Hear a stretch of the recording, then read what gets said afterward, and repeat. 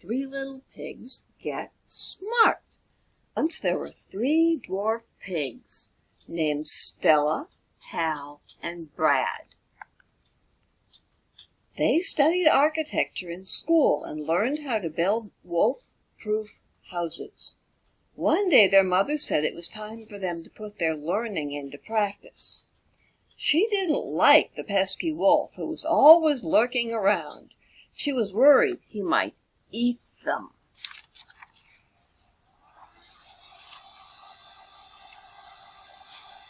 Stella, Hal, and Brad went to the studio at their school and drew up plans to build houses that were strong enough to protect them from wolves.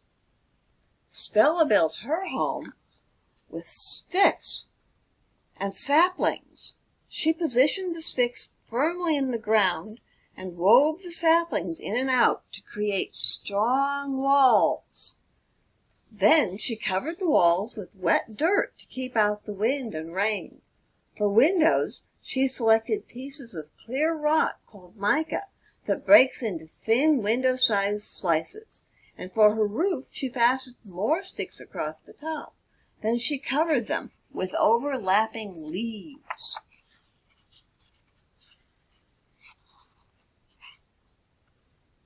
When the dirt dried, her home could withstand wind and rain and snow. Stella was sitting in her rocking chair enjoying her new home when the hungry wolf knocked at her door. Stella saw him through her mica window. "My house is too strong for you," she said. "You'll never get in." "I'm going to eat you and your brothers too," said the hungry wolf. "I'm an educated pig," said Stella. "Treat me with respect." Little pig, let me come in," said the wolf, pretending to be polite. "Not by the hair on my chinny chin chin," said Stella. "Then I'll huff, and I'll puff, and I'll blow your house down," said the hungry wolf.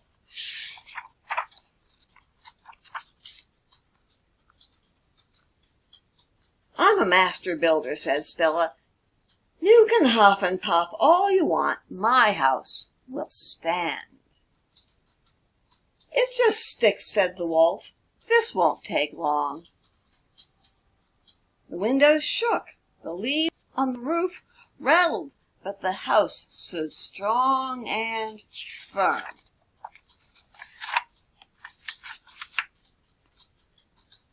Stella thought there must be some good use for all that huffing and puffing.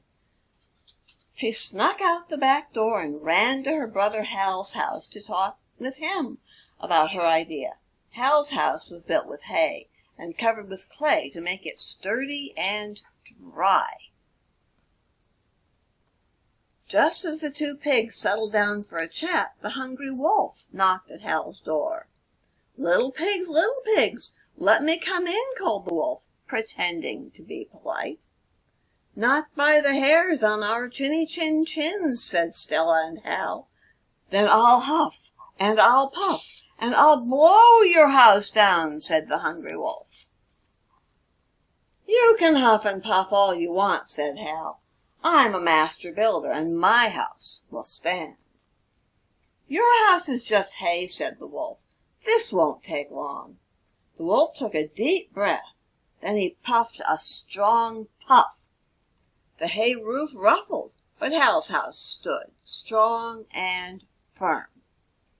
Hal said there must be some good use for all that huffing and puffing.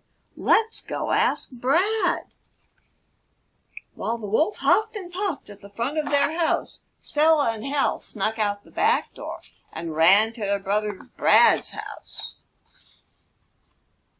Brad built his house with bricks. His favorite color was red. The three pigs sat in Brad's living room, congratulating themselves on their wolf-proof homes. The hungry wolf sniffed. Then he called out, little pigs, let me come in." "Not by the hairs on our chinny chin chins," said Stella, Hal, and Brad. "Then I'll huff, and I'll puff, and I'll blow your house down," roared the hungry wolf. "The three of us are master builders," said the three dwarf pigs. "This house will stand." house is just bricks and mortar," said the wolf. "This won't take long." The wolf gave a mighty huff. Then he puffed, and he huffed again. The brick house didn't move an inch. It stood strong and firm. "There has to be a good use for all that huffing and puffing," said Brad. "I'm hungry," said Stella. "Do you have some bread?"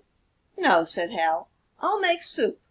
He put a kettle in the fireplace and added some wood. Stella lighted the fire. "We'll make bread later," said Brad, "after I grind the flour." "That's it," said Stella.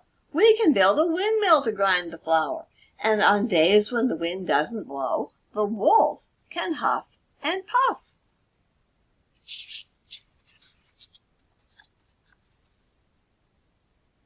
The wolf was tired of huffing and puffing on wolf-proof houses. He was hungrier than he'd ever been before. He growled, "I'll get you now. I'm coming down your chimney to eat you." The wolf landed in the hot kettle. Thunk! His fur began to sizzle. Stella slammed the lid over his head. "Look, Wolf," said Stella, "we all need to eat. You are really good at huffing and puffing. If you'll huff and puff on our windmill, we'll make enough bread to share." The wolf's belly growled. The hot cauldron simmered. He licked his lips, thinking about feasting on fresh, homemade bread. He said, "You have a deal. I'll huff and I'll puff, and I'll blow your windmill round." Hal lifted the lid and let the wolf out. The 3 dwarf pigs and the wolf lived happily ever after. The pigs invited their mother to visit. When she saw their sturdy, well-built homes and how they were good neighbors with the wolf, she was proud of them.